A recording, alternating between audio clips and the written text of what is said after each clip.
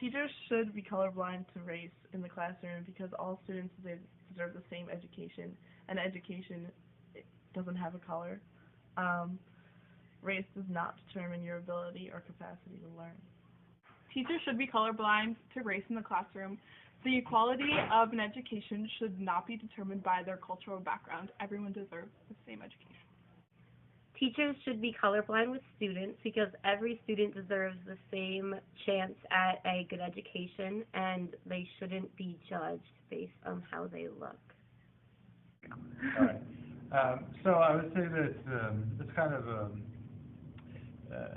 two-sided answer in the sense that with respect to treatment to the students on a general scale, global scale, you want it to be absolutely equal, and so I think the ideal is to be colorblind. But of course, as a pedagogue and teaching in practice, you always want to be sensitive to different students where they're coming from, and so to come up with the best examples and to be sensitive to things that are going to be offensive or not. So in that respect, it seems like you want to be aware of those kinds of issues and then construct your course around them. Yes, because it shouldn't matter at all.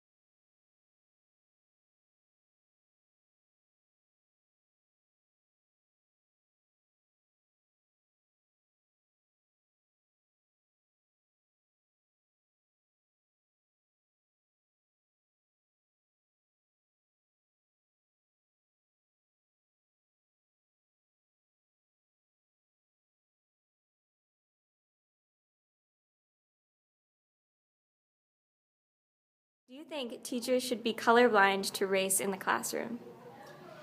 No, I don't. I think your race shapes your experience in this country, and I think it should be considered as part of your experience and what you're bringing to the classroom. So no, I think it should be acknowledged and at least noted. I think to be colorblind is impossible and sometimes harmful. Do you think teachers should be colorblind to race in the classroom? Absolutely not. You should not be in the classroom if you're going to be colorblind to that. Race has an impact on the classroom, and as teachers we need to recognize that. We need to prepare for it.